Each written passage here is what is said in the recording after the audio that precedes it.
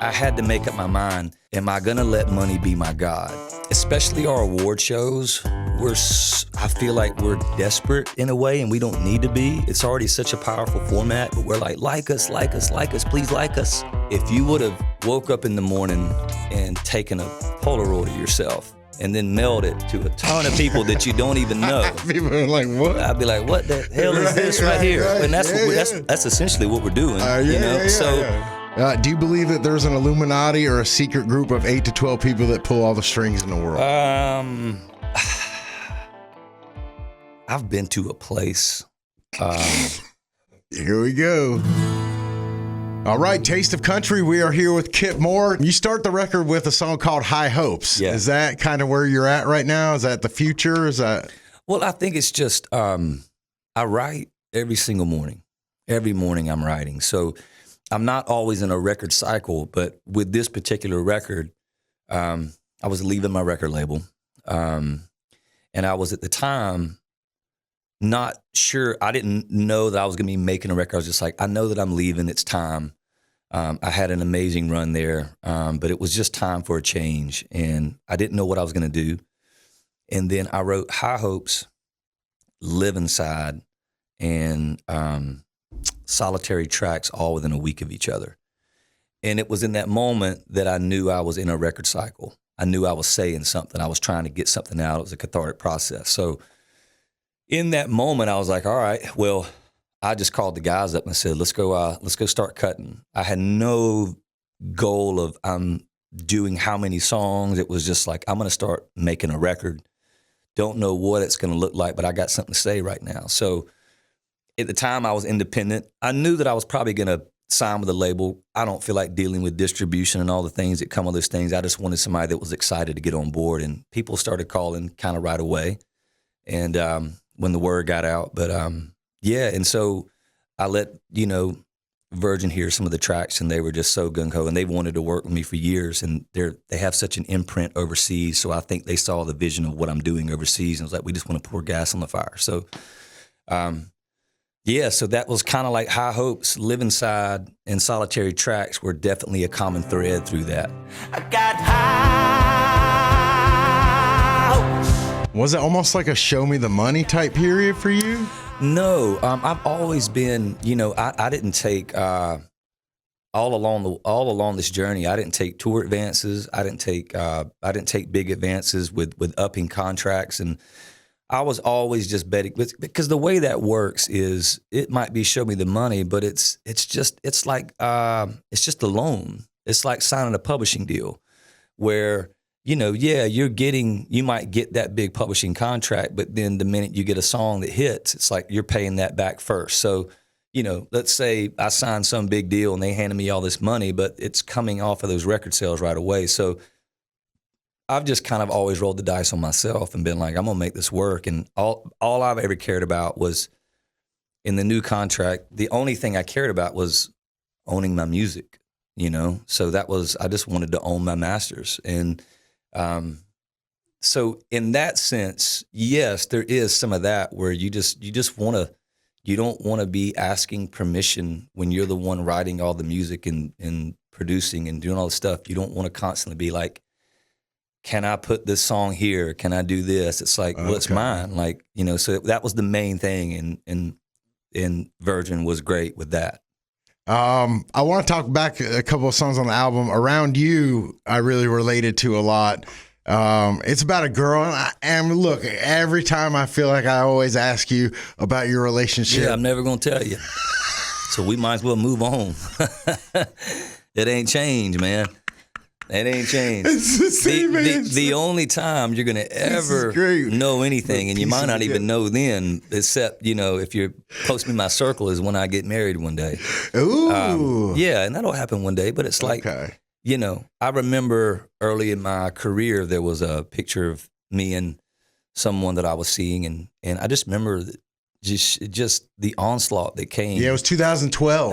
At her. I remember. You've told me a bunch. I do. So I refuse to do that again. I know, man. You know, they just keep telling me to ask. And I'll be honest, I'm not trying to be a jerk right now, but I don't feel like it's any of your business either. I agree. Or anybody in the room. I agree. I mean, you don't want to hear about my love life. Well, no, it's like if we're talking. I mean, if you do off a camera and you and I become friends, it's like outside of this world. Right. Yeah, I'm like, hey, how's it going with, you know, and like that stuff. And people that are close to me know all about my personal That's business. fair. But I'm not that person that's going to wake up and make a post for people that I don't even know to pat me on the back and say, oh, what a sweet gift you gave so-and-so. And what a nice thing to say about this person that we don't even, I still don't get down with the world of social media and thinking that it's normal. If you would have woke up in the morning back in 2005 and taken a Polaroid of yourself and then mailed it to a ton of people that you don't even know. People are like, what? I'd be like, what the hell is this right here? Right. And that's essentially what we're doing. I just think it's all silly. I still think it's silly. Agree. Okay. What's going on in South Carolina now, man? Do you live near Darius Rucker? Like, what's a day like looking? Man, that's another thing I ain't gonna tell you, but yeah, I do. I built me a place I've always wanted to live on the marsh. I was watching The Town, which is one of my all-time favorite movies, and the last scene where Affleck is in that little cabin looking over the marsh. I remember I was like, I'm gonna make that happen right there. I'm going to find a way to make that happen to be like what I'm waking up to, because the marsh has always been the most beautiful thing. The way the scene changes throughout the day with the tides and the different species that start happening and the creatures and, sharks getting beached. And it's wild, man. I got bald eagles all around the property and stuff. Wow. And it's so, and I'm just completely, I struggle. I love Nashville for what it's been, but I definitely, if I don't have more than 2 days off when I get off the bus, I stay here. And I'm usually working, I'm usually writing, recording or something. But if I've got more than 2 days off, I always scoot over there and I'll try to fish or surf or just hang out, and drink a lot of coffee and write. But I struggle being here in the constant concrete jungle and the madness and the honking and the traffic and it's a city that's just tons and tons of, which I get. You want to come here and party, but it's just so much nightlife. And that just ain't my job is a nightlife party. And I'm already kind of a introverted person. So that takes all that out of me. So when I come here, I'm like, the last thing I feel like doing is going down and hanging out some of these places, What do you think about like a lot of the pop artists that are crossing over now? I don't care.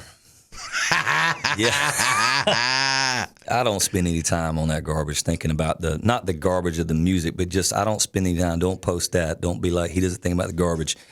I just don't spend any energy with all this. We live in this like space of everybody just constantly running their mouth about this and that. And, I do think there's, if I did have an opinion on it, it's like, where's the line?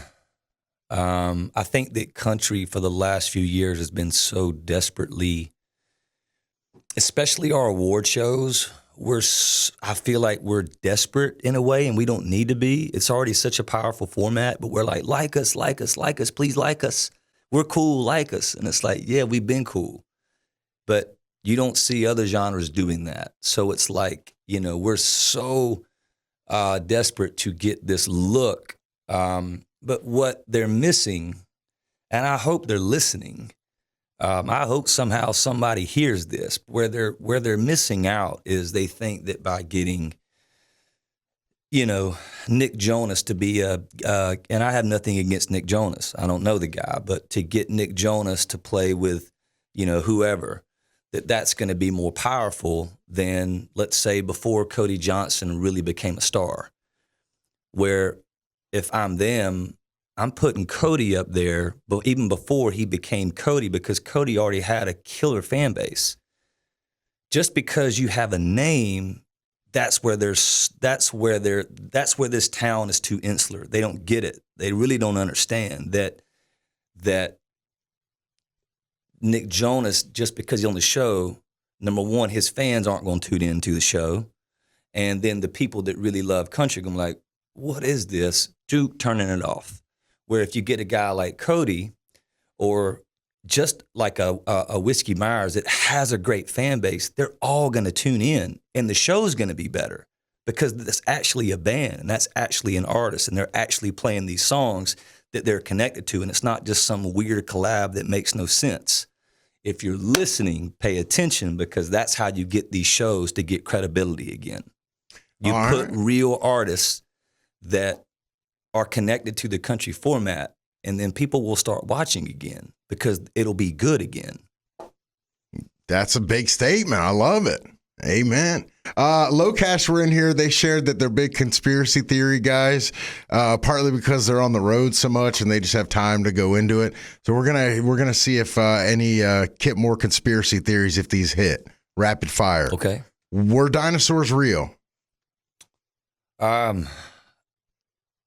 Depends on if I'm on mushrooms or not. No, I'm just joking.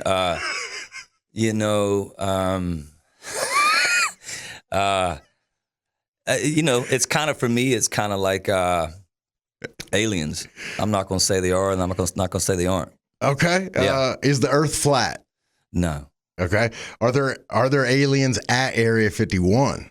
Don't know about that, but I think I've seen a couple ships in Sedona at nighttime. Go ahead. Okay. Did we land on the moon in '69, or was that fake?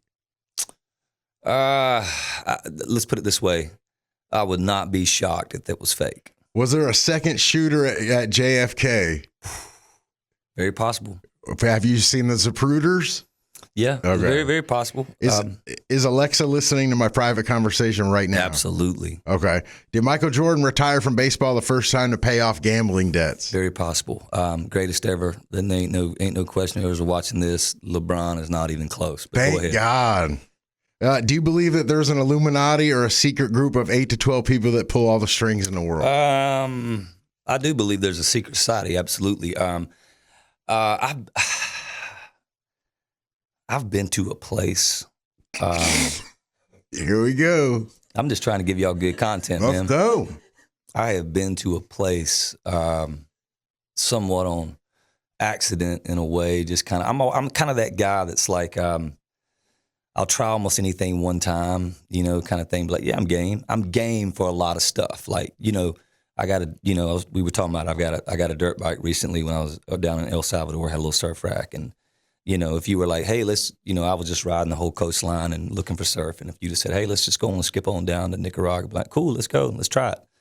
I have that nature in me. So yeah, I got a call to go play for some people and out in the woods and it was a very elite, kind of group as far as your money goes.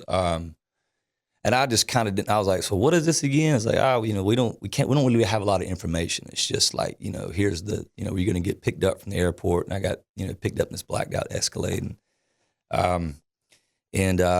Yeah, a lot of Secret Service lining the trees. You see it as you're going in, and I can tell you that just I'm just kind of a fly on the wall over here in some conversations that I think a lot of the world politics are were definitely being discussed around me, and it's a lot of the biggest heavy hitters, and yeah, so I left and just said, was it like a president? Maybe I just said, this is a little odd, and you got paid,